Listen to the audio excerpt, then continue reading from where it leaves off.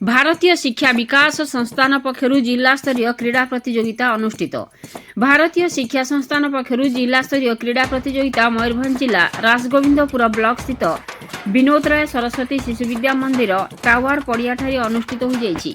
एही क्रीड़ा प्रतियोगिता रे मयूरभंज जिलार 13टी सरस्वती शिशु विद्या मंदिर छात्र छात्री माने प्रतियोगिता रे अंशग्रहण करथिले।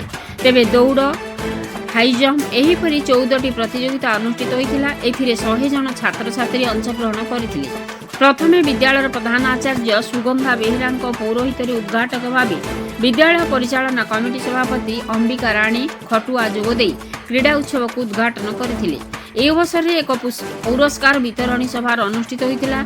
जिला स्तरीय क्रीड़ा प्रतियोगिता समावेशर अयमारंभ में विद्यालय संपादक संजीव कुमार मंडल अतिथि संभाषण देवा सहित श्री मंडल पौरोहित मुख्य अतिथि भाव अवसर प्राप्त शिक्षक वेणुधर चांद, मुख्य वक्ता भाव राजगोविंदपुर सांबादिक संघ सभापति अशोक कुमार महांती, सम्मानित अतिथि भाव प्रधान आचार्य सुगंधा बेहेरा, सम्मानित अतिथि भाव मयूरभंज जिला संयोजक दिलीप कुमार गिरी, विशिष्ट अतिथि भाव सांबादिक शिरीष चंद्र महांती, अवसर प्राप्त एबीओ सरस्वती प्रधान प्रमुख जोगदे प्रतियोगितार अंशग्रहण कर कृतित्व हासिल करिथिबा 80 जन प्रतियोगी को मेडल और सर्टिफिकेट दे पुरस्कृत करथिले।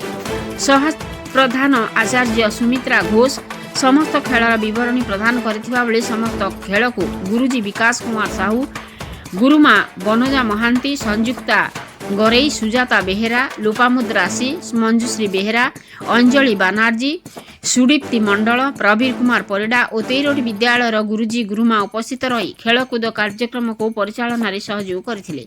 शेष में गुरुमा संयुक्त महांती धन्यवाद अर्पण करथिले। जगत कुमार गिरी रिपोर्ट मसीहा न्यूज।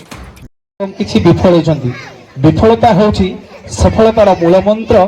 जो माने विफलतार स्वाद शिखिनांती बा चाखिनांती से माने सफलतार स्वादर मजा पाई परिबेनी। तेणु जो माने आज पराजय होइछंती बा हारि जाइछंती से माने केबे मन उणा करिबेनी, बारंबार चेष्टा करिवे। कथारे अछि कोशिश करने वालों की कभी हार नहीं होती। जो माने चेष्टा करंती से माने निश्चित सफलता पाती। यार मुकसाक्षी होछि इतिहास। कारण जोठी 1200 बढ़ई कोणार्कर मंदिर मारी पारि नथिले, 12 वर्ष धर्मा कोणार्कर मंदिर चोली मारिथिले एवं सी दृष्टांत होइथिले। तमे कोनी कोनी पिला तो असाध्य कार्य को साध्य करिवार दुर्वासा शक्ति तुम पाखे अच्छी, साहस अच्छी, असीम धैर्य अच्छी, असीम शक्ति अच्छी, असीम बल अच्छी। तेणु तुम केतले छोट भावियोनी। तुम पाखे बहुत किसी भरपूर शक्ति रही, किंतु ताकू चेष्टा करवा दरकार।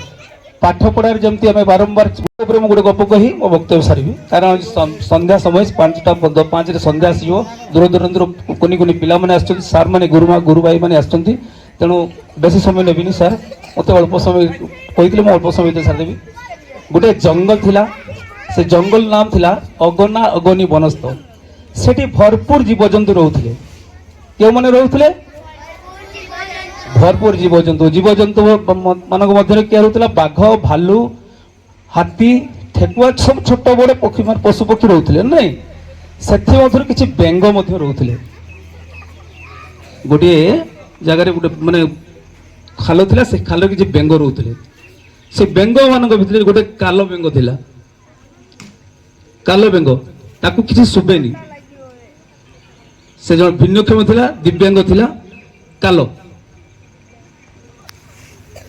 तो जेते पानी सुखी गला एवं गोटे काला बैशाखी समय बनाग्नि आसे, तो बन निया लगे ना नहीं?